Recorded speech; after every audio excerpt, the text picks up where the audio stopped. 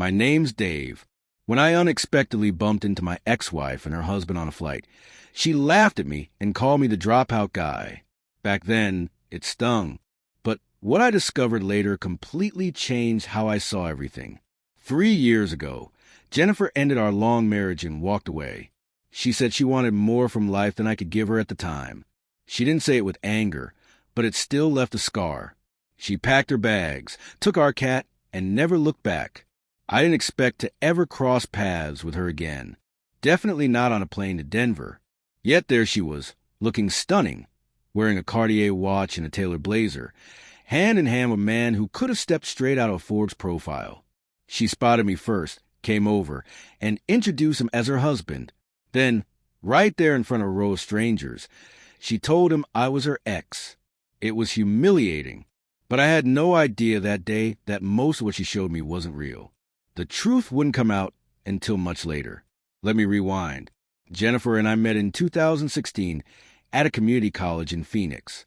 We were just two broke students piecing together a future with scholarships and part-time jobs. She worked in Target's clothing section.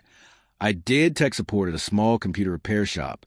We connected over our shared struggles, and somehow that created something strong between us.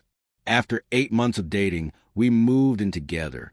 Rent was $1,200 for a dusty one-bedroom with leaky plumbing and crunchy carpet. We split it evenly, practical, determined to make it work. Our daily life was simple, but our dreams were big. She wanted to go into marketing and work on major campaigns. I wanted to create everyday software and other tech-based tools. We'd talk about where we might live someday, maybe having kids, once we had our footing in life. We both agreed it wasn't right to bring a child into the world if we couldn't give them stability. Back then, it all felt within reach. But even in those early days, it was clear we saw life differently. Jennifer was obsessed with stability. Even when our bills were covered, she worried about what would happen if one of us got sick or lost our job. The smallest budget surprise, a $20 overrun on groceries, could make her go silent for the rest of the car ride. She once admitted her greatest fear wasn't failure. It was looking like she was failing. She could handle setbacks in private, but public struggles terrified her. Her image mattered, and she guarded it at all costs, even if it meant bending the truth. Even when we were broke, she ironed her clothes for class and arranged her phone apps by color. It wasn't vanity. It was armor. I thought it was just practicality. Looking back, I realized she was afraid of being poor again. She watched her parents barely scrape by, and she swore she'd never live like that. We graduated and talked about marriage. Our wedding was modest. Her parents' backyard, my $99 J.C. Penney suit, a discounted dress she altered herself, and plastic cups of the toast. We spent 3 nights in Sedona for our honeymoon, staying at a basic Airbnb and taking a Mystic Vortex Jeep tour.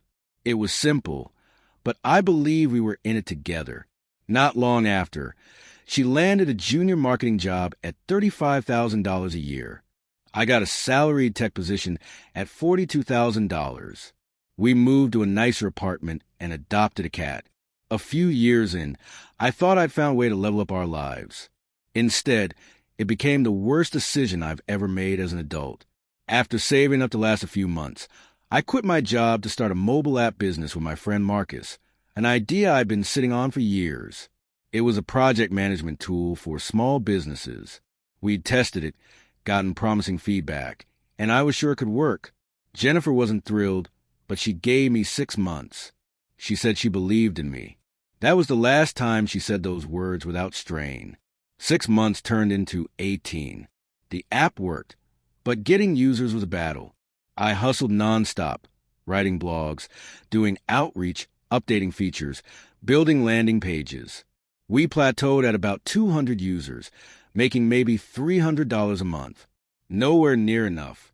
I took freelance work, coding for dentist websites, fixing bugs for delivery startups. Some weeks I made $800, others nothing. Jennifer's salary paid almost everything, rent, groceries, even my car insurance. She never said she resented me, but her silence spoke louder over time. At dinner, she'd scroll through her phone, showing me friends' wedding photos and vineyards, New houses in upscale neighborhoods, vacations abroad. She never blamed me directly, but the comparisons were pointed. Her sarcasm sharpened. She called me the CEO when she saw me still in sweatpants. Once, after I fixed a major app bug, she asked if that meant we could finally afford new towels. I laughed. She didn't. One night, we fought over our anniversary budget. I suggested cooking at home to save money. She asked if I ever planned on taking her somewhere nice again. She slept on the couch. I stared at an empty code editor. Soon, real job became a refrain. She started staying out late. Happy hours, networking, team dinners. She'd come home smelling of wine and menthol cigarettes.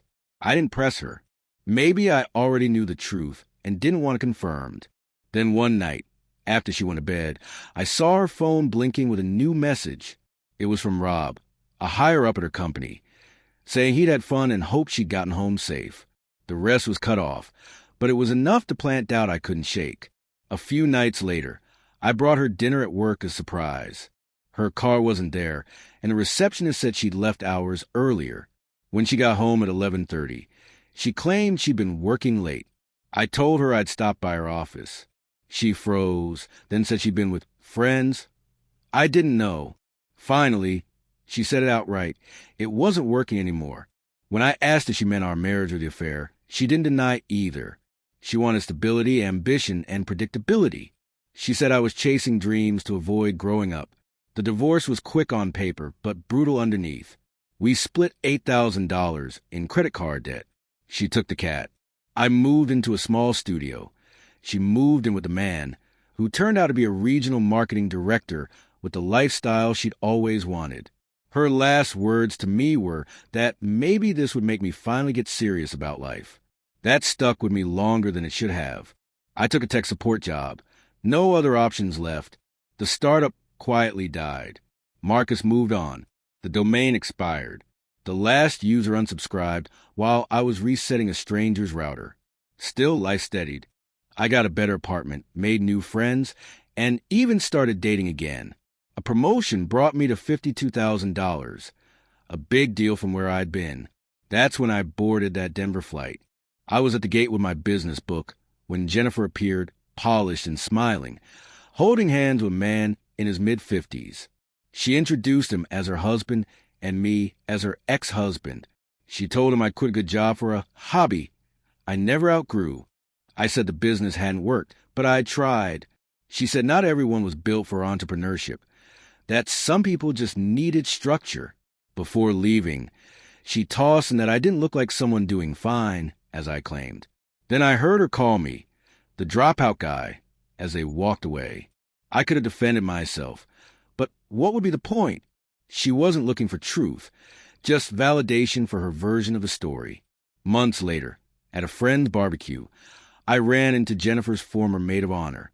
After a few beers, Jennifer's name came up. I mentioned seeing her on the plane and said she seemed happy. The friend's expression shifted. Jennifer wasn't married, not to that man, not to anyone. They'd broken up a month before. She'd even quit her job thinking he'd propose, introducing him as her husband before he'd agree to anything. He hated the lies, and when she gave him an ultimatum, he walked. She'd moved back in with her parents. I realized that seeing me at the airport might have been one of her worst nightmares. Not because I was thriving, but because it exposed that she wasn't living the life she'd promised herself. I heard she'd asked about me after the breakup, wanting to know what I was really doing. I think part of her wanted me to fail, because if I succeeded, it would mean she'd bet wrong. That day at the airport wasn't a victory lap for her. It was a performance covering the truth with a louder story. For days afterward, her dropout guy comment replayed in my head. But once I learned the truth, I didn't feel smug. She didn't leave me because I was a failure. She left because I couldn't give her certainty on her schedule. She mistook stillness for stability. I mistook her disappointment for fact. Today, I'm not rich. I don't have 5 bedrooms or a BMW, but I have peace, no dread in the mornings, and conversations without tension. I have my own version of enough. If you ever run into an ex who tries to sell you a story, remember, the loudest people are often the most afraid of silence. You don't owe them a reaction. You owe yourself clarity. The best redemption arc isn't loud, viral, or vengeful. It's living well, quietly, fully, without explanation.